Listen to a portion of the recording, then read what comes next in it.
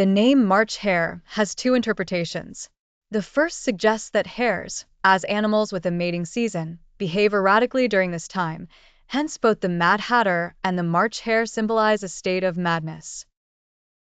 Thus, there's a saying, mad as a March hare. The second interpretation posits that March is a misnomer and should actually be marsh, implying a hare struggling desperately after falling into a marsh. Regardless, the Mad Hatter and the March Hare embody the stereotype of madness of that time. Another character is the Dormouse, a small rodent. Together, the three host a tea party. In the novel, their tea party is modeled after the dull and tedious activities often attended by students, with the epitome of boredom being the British tea party. It is said that the British love tea so much that even their strategic tanks are equipped with tea trays and cups.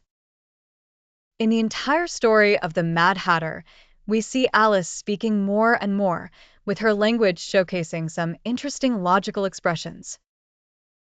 For example, we would never say a round square. This phrase is meaningless. Although we cannot visualize a round square, we can articulate it in language. So, which rule is at play here? Is it a linguistic rule or a conceptual rule? What Dodgson aims to express is that language is essentially a game, with rules generated by itself, not artificially imposed by us. When we understand these rules, do we create them, or do they define us? This is a question we pondered as children but often neglect as adults. For instance, during Alice's dialogue with the Mad Hatter, there's a passage where Alice is utterly confused, finding the Hatter's words to be completely meaningless. Yet, it is indeed English. It is a complete sentence. Alice says, "I don't quite understand what you're saying." The Hatter politely responds, "That Dormouse is asleep again."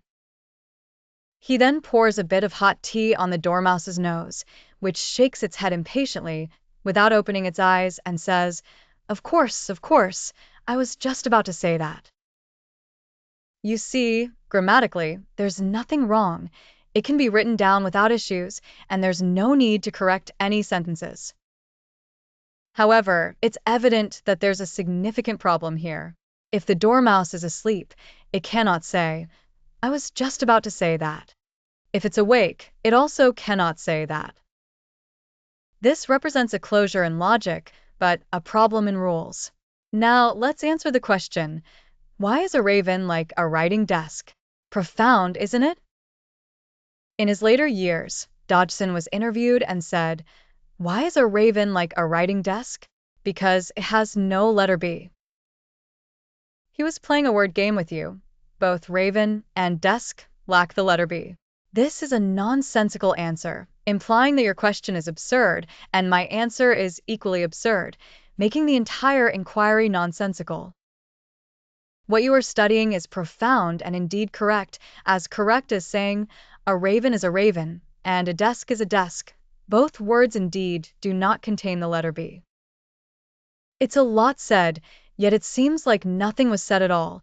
This is a fascinating discussion in logic.